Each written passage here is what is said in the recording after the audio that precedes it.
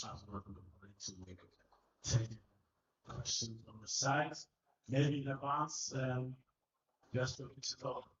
Because I've been doing this for the last 2 times, but today I won't ask or answer any question about players who are not on the squad. Okay, because it will take too much time, and there are so many other good questions, and we shouldn't waste our time on this. It's just about the players which are there, and that's it. Okay, so I won't be answering questions about players who are not on the squad.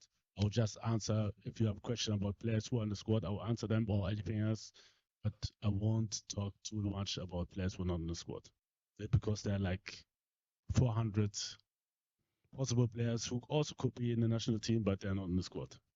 Okay. So we will start with the announcement. The goalkeepers, we have Lawrence Atizigi from St. Gallen. We have Joseph Wallacott from Crawley Town. We have Frederick Asari from Asante Kotoko. Defenders, we have Tariq Lamte from Brighton, Hove and Albion. We have Kingsley Schindler from Samsunspor. We have Alexander Jiku from Fenerbahce Istanbul. We have Abdul Mumin from Rayo Vallecano. We have Mohamed Salisu from AS Monaco. We have Jerome Opoku from Istanbul Başakşehir. We have Alidou Seydou from Stade Rennes. We have Gideon Menza from AG Auxerre. We have Isaac Afu from FC Samatex. We have in the midfield Thomas Partey, FC Arsenal, Ibrahim Sulemana, Atalanta Bergamo, Majid Ashimero from Anderlecht. We have Elisha Wutsu from AG Auxerre. We have Mohamed Kudus from West Ham United. The forwards are Ibrahim Osman from Feyenoord Rotterdam, Ernest Nuama from Olympique Lyon, Ishaku Abdul Fatau from Leicester City, Antoine Semenyo from AFC Bournemouth, Jordan Ayew from Leicester City, Joseph Pencil from LA Galaxy, Brendan Thomas Asante from Coventry City, and Iñaki Williams from Athletic Bilbao. Thank you.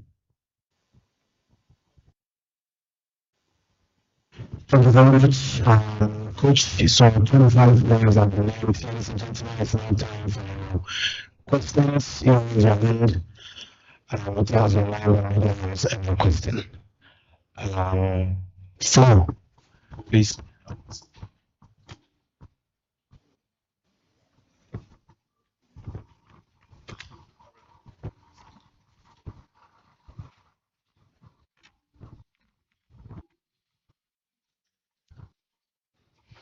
My name is Akosija. I work with the Ghana Broadcasting Corporation. Coach, I'm sure for the first time, you'll be on the sideline against another Ghanaian coach, that's Kwesi Appiah, whom you have sort of worked with before. Looking at the bigger picture, what do you think the impact of this will be to the other coaches here in Ghana, looking at the fact that there are 2 Ghanaian coaches who will be coaching on an international level? Thank you. It will have the coaches,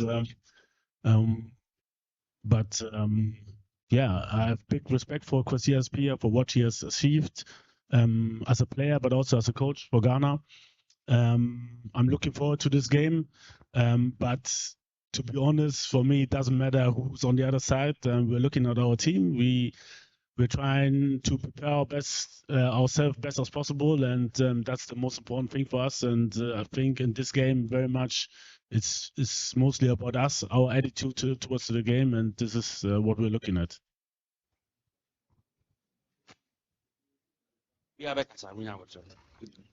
Coach, good afternoon. Citizen Francis Albatisa Guide Sports on Guide Radio. So, I would like to ask a question on the way the team has been considering goals. For purposes sake, when you were at Qatar 2022 FIFA World Cup, you played 3 matches, you considered 7 goals and scored 5. Your second return as the head coach of the Black Stars, which is obviously your current contract. You have played 6 matches, you consider 2 and score 2. That is obviously not a very good record. So I would like to know, does this give you a headache? Is it a big challenge for you?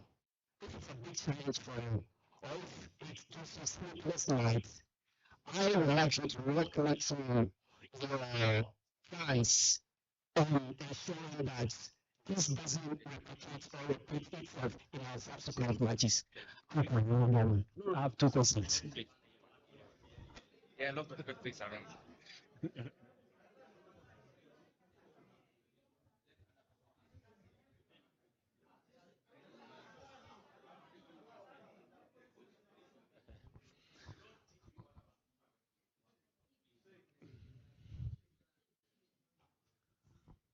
Okay.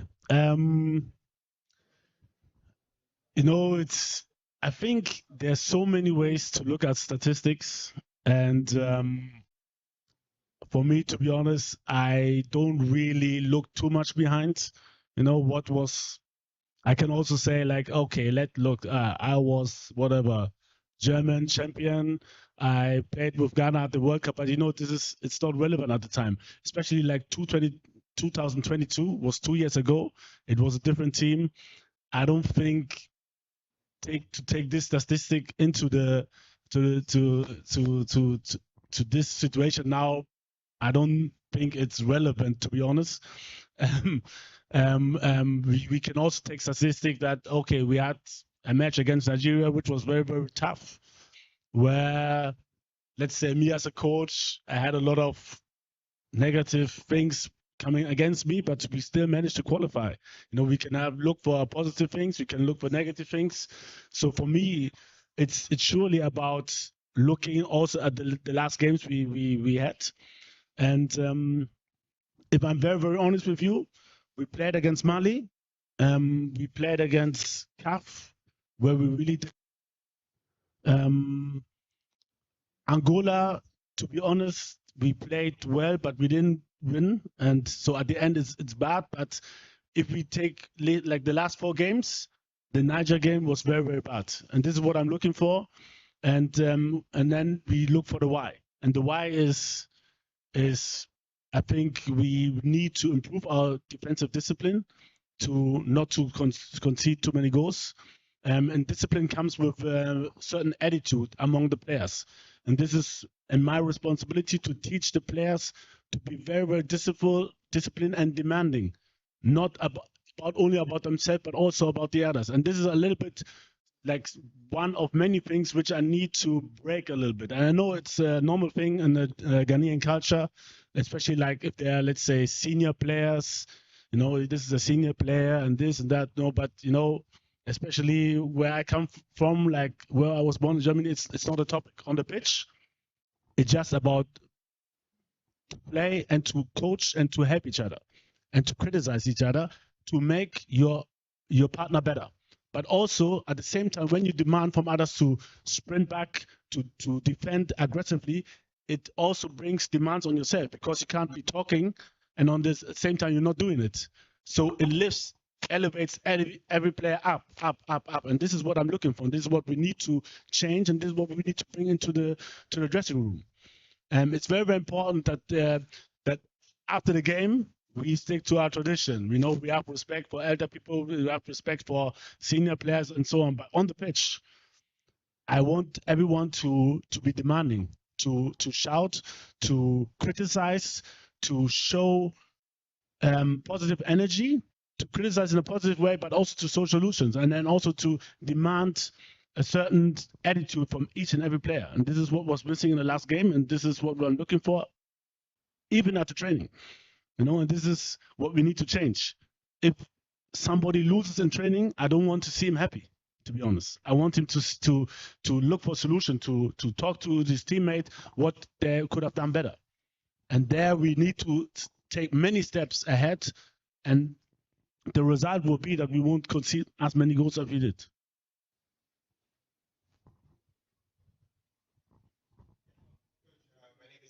Shen from TV3. My question is based on these 2 players, Iñaki Williams and Antoine Semenyo. Had fantastic starts to the season, but mostly they've been playing as wingers. And in the Black Star setup, they're mostly used as center forwards. How are you looking to get the best out of both of them without changing too much from what they're used to in club level? Yeah, it's always a challenge with how what position players play at the club level, and then also in an international level with the national team. It's always a challenge. As you just said it, if you just, let's say, mention those two players, maybe take Jordan also in addition. It's not about the player; it's about the team. And we have to see what is best for the team. And if, let's say, both or all of them are playing as wingers, we still need maybe somebody who plays the number 9 position. So whatever I do, I'll do something maybe that is not equivalent to the position in the team. But for me, I think the most important is the team, most important thing, and I have to, and we as the staff, as a coaching staff, have to think about the best possible solution, where we can think each of our players can harm our opponent as much as possible, and this is what we're looking for.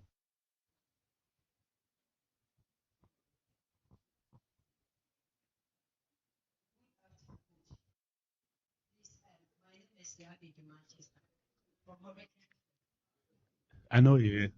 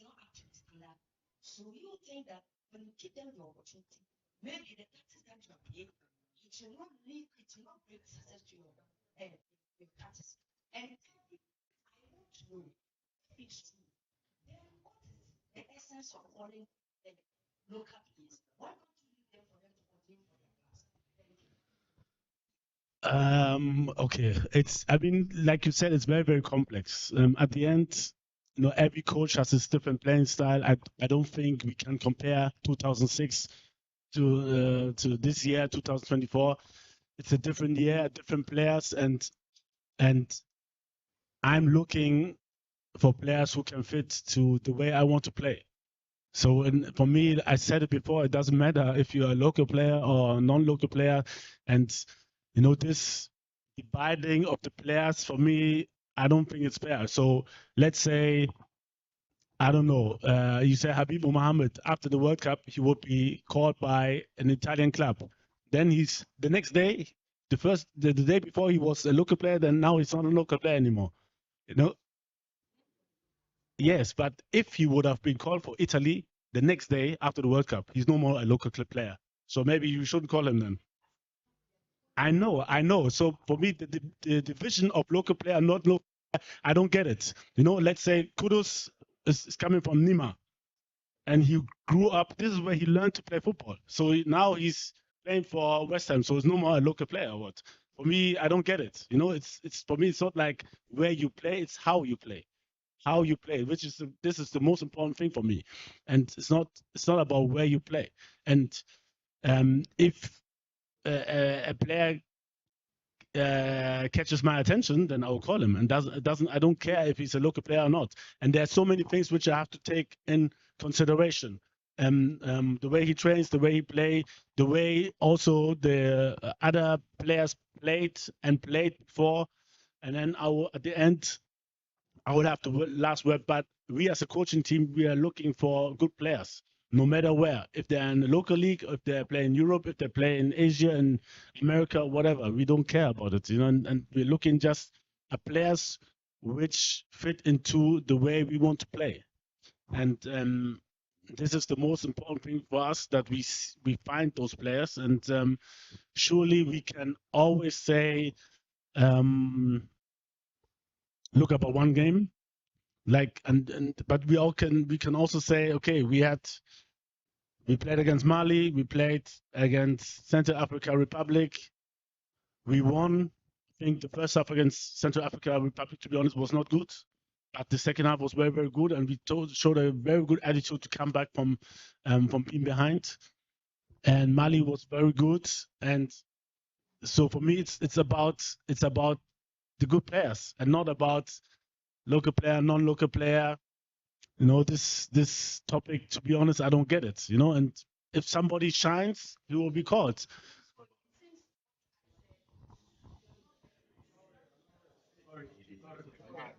I have the mic. So, yeah, I have the mic. Yeah. So, hello, coach. Good afternoon. My name is Eugene from Isoti. As journalists, I'm Eugene from Isoti. Now, as journalists, we are intermediaries between the fans and you, the playing body and technical team. So we relay the public opinion of the fans to you. In your first 2 games in the World Cup qualifiers, marvelous performance, 2 wins from 2 games. However, in the recent qualifiers, you were winless, and the performance of our key players have been questioned. They've gone on to their clubs, and they have been often their performances. Kudus, Iñaki, and Semenyo have been brilliant, but their performance, especially in Nigeria, was sort of spiritless. Now that you are coming back, and for the first time in about 2 decades, you lost in Kumasi, which the fans are not happy about. I think we need to let you know. So what do you plan on doing differently, such that you bring back the love in quotes, and then you bring back confidence? Because as I was coming here, people are unhappy with the team. They sort of don't even want to watch the matches.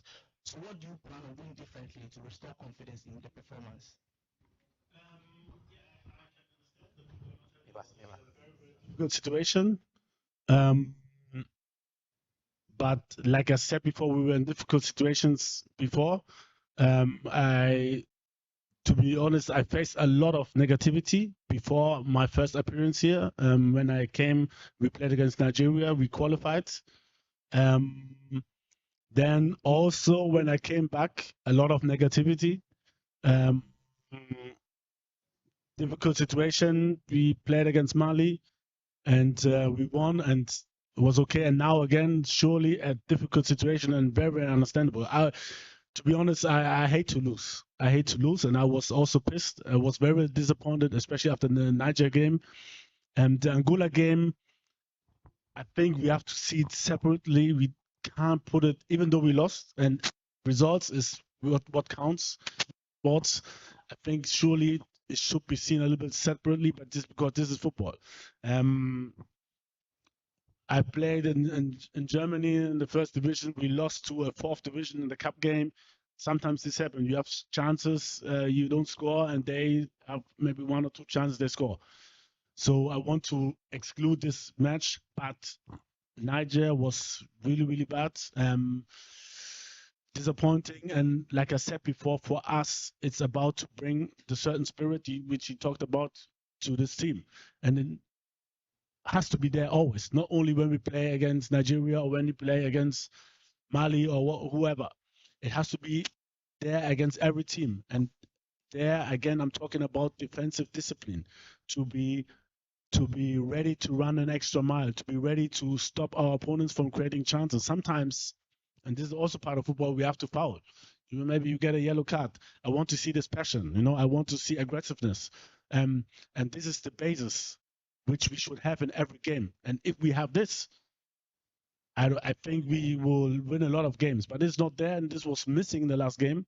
And this is surely my responsibility, and I have to be to bring the players on their toes, to bring this as a basic thing into the training, but also on the pitch.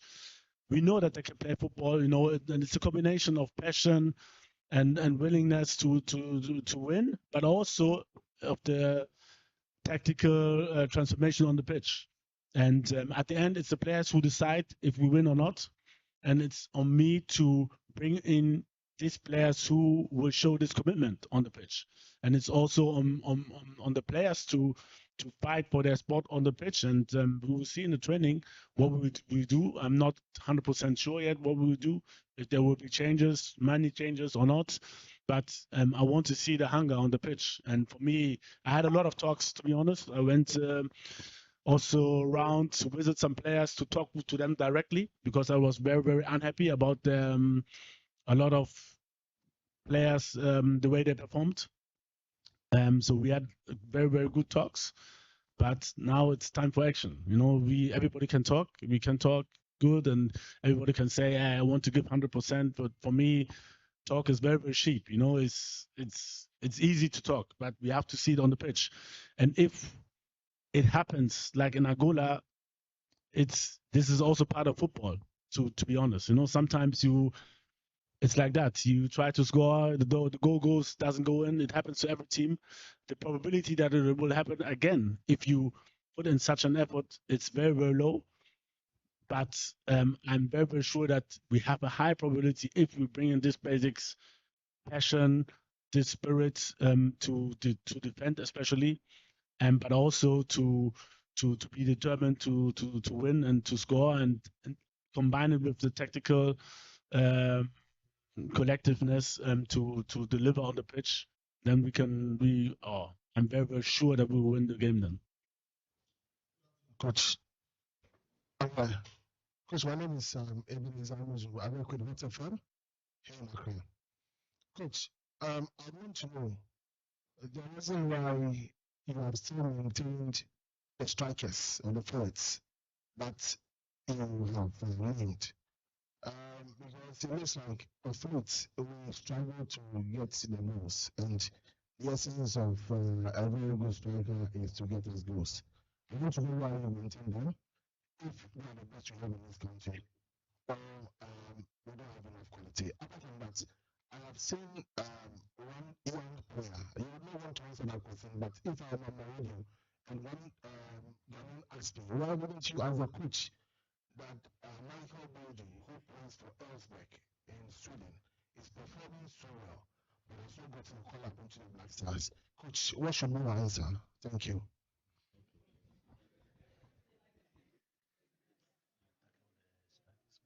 Okay, so on the strikers, I know that everybody is looking for goals, especially from the strikers. And I'm also looking for goals. So we discussed a lot, and we always discuss a lot about the players which should be called, and we have to strongly believe that those are the best strikers we have in this country, and that's why we call them. And the second question, I said it before, it's always difficult. I can understand, and he's on our radar. We are in touch, but I think, okay, I said I wouldn't answer, but I answered for you. It's an excellent striker.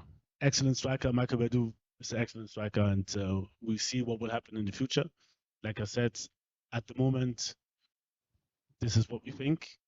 You know, Iñaki scoring at Bilbao, Semenyo scoring, Bournemouth. So, to be honest, I think the Premier League is a little bit tougher than the Swedish league, and this is the reason, like, why they're in front at the moment. But we'll see what will happen in the future. He's a very good striker, and yeah, looking forward to get to know him personally. Last one. Hi, my name is Monica Bukari from GH1 TV. I want to ask you, with the current call that you've given us, what will be your measure in accessing the whole team that you've given us? What's the success that you're expecting? And also, how are you managing the emotions of these strikers or players who are doing so well in their class, but then when they come to the national team, it's a bit tougher for them? I guess they have emotions and they go through a lot. How do you manage them for them to accept it and come back to play for us again? I know for, let's say, in general, coaches, we don't have time. But I'm a strong believer that success needs time and also needs consistency. And for me, I think the best thing I can do for them is to call them, to show my trust in them, and we as a coaching staff to show our trust in them, that we believe in them, and we had a, yeah, like I said last week also, we had good talks with also some of them, and I strongly believe that they will deliver. Otherwise, I wouldn't call them. And like I said, as a team, when we have our defensive discipline and our defensive hunger to protect the goal as like a lion, I'm sure we'll be awarded with goals up front. Yes, car number G 88815. You blocked somebody and the person wants to go on. So please kindly go listen. My name is Sarah from City of Charlotte Channel TV. Some of the players you've invited from these qualifiers, they've been involved in social issues, addressing social issues. And right now in Ghana, the pressing social issue is the fight against galamsey. Let's say your players take a stance against galamsey. Would you be comfortable with that? And that is also to Selection, the communication director for the Ghana Football Association. Let's say some of the players take a stance against galamsey. What is the position of the referee? Thank you. I think, to be honest, we have so many, and I think it's a serious problem, very serious problem. But we have to do and focus on our job. There are a lot of things which have also distracted maybe myself also. I'm questioning myself, or I was questioning myself. Okay, what could I have done better? If let's say I have an accident, there's nothing I can do about it. But there are other things and also other distractions among to the team. And for us, to be honest, it's about focusing on Sudan and nothing else. After we win, then we can talk about every other topic. Okay. Thank you.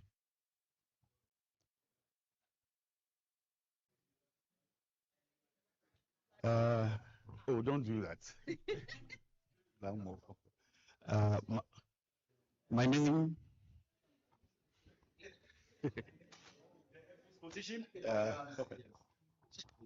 Well, I think we are a responsible entity, and so we cannot fold our arms when matters of this nature that concerns the nation befall us.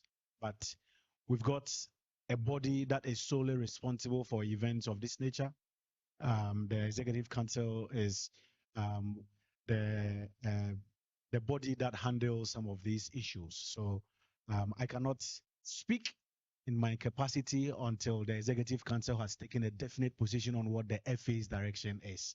Once that comes out, I'm sure we'll communicate to the public. Thank you. My name is Kabwa, and I'm a friend of Otto. Coach, it's difficult to discount the Kosiapia factor. Earlier you tried answering that question. Kosiapia is not just another Ghanaian. In our last two games, we didn't do too well. We lost one goal on home soil for 24 years, the first time we lost. We lost to Niger on a neutral ground, although it was supposed to be a home ground. So definitely you must be under pressure to win the next game. You played against a team handled by Kosiapia Ghanaian, not just another Ghanaian. First of all, like former captain of the Black Stars, an assistant coach of the Black Stars for about 6 years, a substantive coach of the Black Stars for 4 years, who knows all the inner workings of the Black Stars, and currently an executive committee member of the FA, who sits in our meetings. It's unbelievable. So definitely, I don't know to what extent this weighs on you. It will be surprising if it doesn't really feel on your mind. The issue of Kosiapia.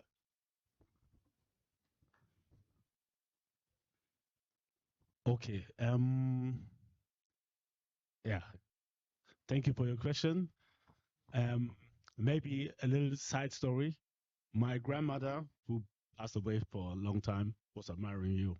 Yeah? So you've been always being our thoughts. She was always like, who is this handsome guy? Okay, so I mean, I have so much of big respect for Kosia Pierre as a even more as a human being than what he has achieved, for Ghana. And big respect for him for what he's done so far, also with the Sudan team. They are leading in their World Cup qualifiers in a group with Senegal, Guinea-Bissau, and Togo. I mean, there's no way we will underrate them. They are very good. And for those who sometimes, and also the players, sometimes maybe it comes in their minds that we play against Nigeria or we play against those times are over. So I don't like to also to compare like maybe 2006 we did this and this is 2024. Everybody can play, everybody can defend, like I said, and they are leading the World Cup group with 10 points. Nobody is bringing this statistics, but this is a fact. So they are very much aware of their ability and their strength. And to be honest, for me, and this is how I also made it as a player, I will always put us aside who's playing against me. Like sometimes I knew people personally, but I have to play hard against them. And it will be the same way. Like I said, I have so much of a respect for Kwesi Appiah for what he has achieved in his life, especially for Ghana. But we have to put everything aside. If we play, it's about us. It's about us showing our defensive discipline, our passion on the pitch. We have good footballers. We have better footballers than them. So we have to win this game. We are very much under pressure, but we were under pressure against Nigeria.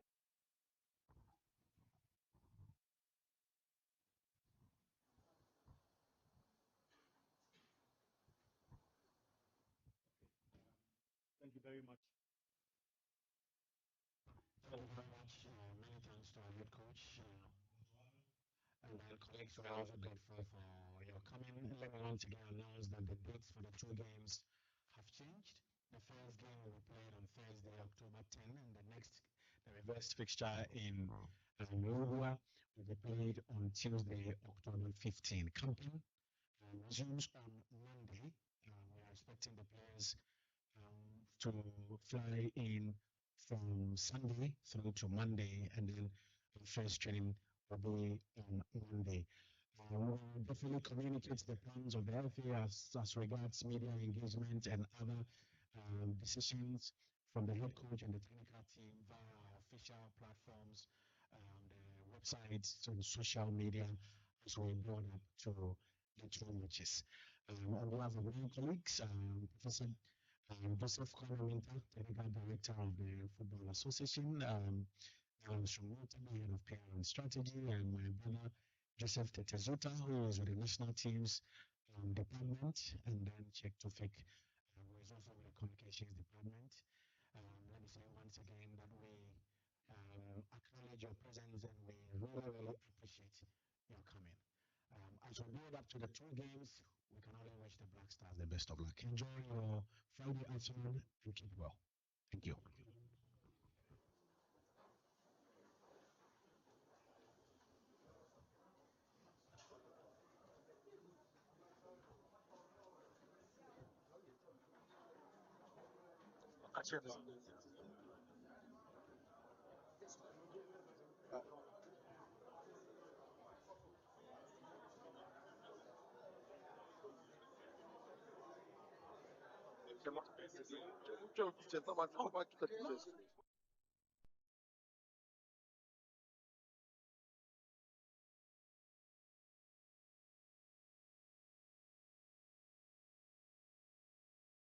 Stars rise to the challenge.